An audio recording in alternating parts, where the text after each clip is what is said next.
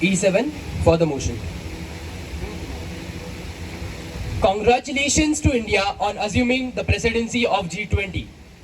India's leadership will be critical in providing stability and global growth, and I look forward to working with the country to address the most challenging principles of the current global order.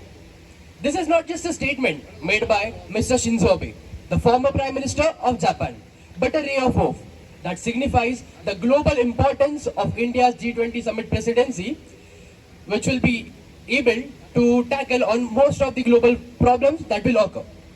So good morning, ladies and gentlemen. I am token number E7 and we are talking on the topic, is India's G20 summit presidency is a step towards India becoming a global superpower? And I say yes. I'll tell you why. First of all, for India, the G20 summit presidency begins the start of Amrit Kal.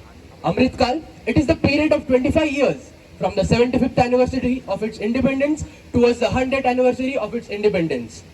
In this period, India will tackle to become one of the best economies and also solve all the issues which are there present in its domestic circuit as well as its neighborhood. Secondly, majority of my friends have said here that India doesn't represent, or rather G20 doesn't represent countries except for the 19 and European countries. For them, I would like to state that India is there for the countries who are not in G20, said India's External Affairs Minister Dr. S. Jaishankar in Guyana on 22nd April 2023. India is there for every single nation who is part of the globe, is what he said. It is showcased in the priorities that is set by India for the G20 summit. The priorities include women-led development, economic development, green development, multilateral institutions for the 21st century. I want to ask a question to all my fellow opponents. Aren't these topics addressed to every single nation? Aren't these topics or these problems faced by every single nation in the world? That is my point, my dear friends, that India is not just representing the 20 nations, it is representing the entire world. Moving on, we all know that culture is a very important part of a society. It represents the values, ethics which you carry on. I have another question for my opponents. Tell me, when was the last time you saw 1.5 lakh delegates visiting our country? When was the last time you saw more than 100 lakhs, more than hundreds and thousands of delegates visiting more than 55 cities of India and exploring the culture of our country? When was the last time they danced on the beats of folk Darjeeling music? And when was the last time they did yoga on the islands of Andaman and Nicobar? When was the last time they witnessed the Hornbill Festival of Nagaland? It's all happening during India's tenure as the president of G20. And this is a very big win for India, for its culture. Because we all know that whatever we are wearing right now, majority of the people are wearing westernized clothes. And it signifies the dominance of Western world over India. In order to become a superpower, we need to change this. And this is a perfect platform to begin with. And that's why India is promoting its culture during this presidency. Moving on, technology is one such aspect which is very important when one country wants to become a superpower. I'll ask you a simple question. Think of a tech company which you think is the biggest in the world. I'll give you 5 seconds. I'm pretty sure you must have thought of one of these companies, either Google, Microsoft, Tencent, Huawei. Where are these companies from? These are either from China and USA, and which shows that the step towards becoming a global superpower starts from bringing technological advances. I'll read out some of the newspaper headlines from recent times for you. IIT Hyderabad 5G technologies draws big attention from G20 nations. Second, IIT Ropar demonstrates its biodiversity sensor at G20 education meet.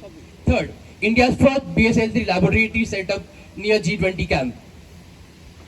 These all institutions are showcasing their technological advances at the G20 meets. Do you know what is the meaning of this? Because G20 is a platform which will give our innovations, which will give our science, which will give our technology a global platform. And this is the importance of G20, my dear friends.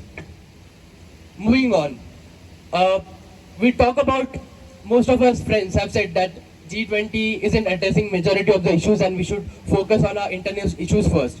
But I would like to tell them Let's stop pressing on the issues which were present 10 years before and 15 years before. Stop pressing yourselves on the topics or the scripts which were prepared 10 years before. The India of today is changed. The India of today is very different. And the India of today is ready to address problems of itself and the problems of the world as well. I'll tell you the examples how. When China was dominating Indo-Pacific, India was the first. When China was dominating Indo-Pacific, India was the first nation to tackle them, and it was the first nation to help ASEAN countries.